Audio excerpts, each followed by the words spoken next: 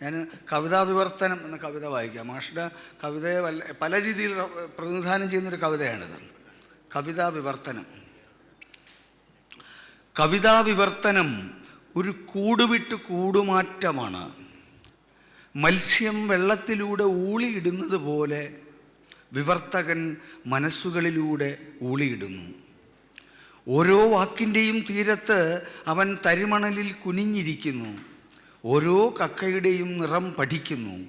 ഓരോ ശംഖും ഊതി നോക്കുന്നു.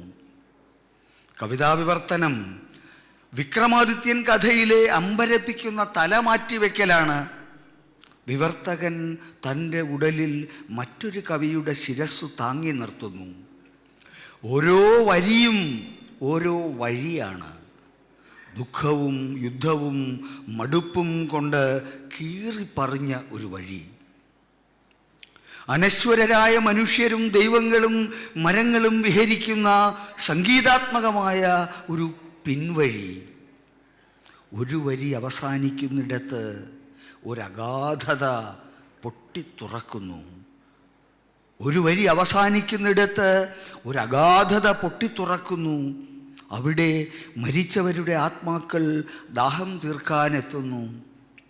വിശുദ്ധമായ ഈ വഴിയെ പോരുന്നവർ ചെരിപ്പും ഉടുപ്പും അഴിച്ചു വയ്ക്കണം. അടിവാരത്തിലെ കാറ്റുകളെപ്പോലെ നഗ്നരായി നൂണു പോകണം.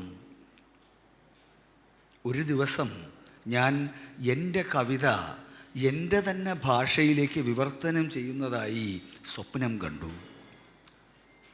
നാം ഏവരും ഓരോ കവിതയും നമ്മുടെ ഭാഷയിലേക്ക് വിവർത്തനം ചെയ്യുന്നു. പിന്നെ നാം അർത്ഥത്തെ ചൊല്ലി വഴക്കിടുന്നു. എനിക്ക് തോന്നുന്നു ബാബേൽ ഒരിക്കലും പണി തീരുകയില്ല.